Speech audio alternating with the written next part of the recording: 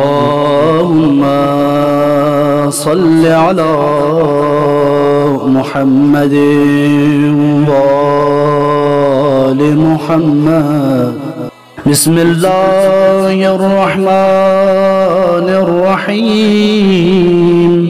اللهم ارزقني فيه فضل ليلة القدر وسير أموري فيه من العسر إلى اليسر واقبل معاذيري وحد عني الذنب والوزر يا رؤوفا بعبادها الصالحين.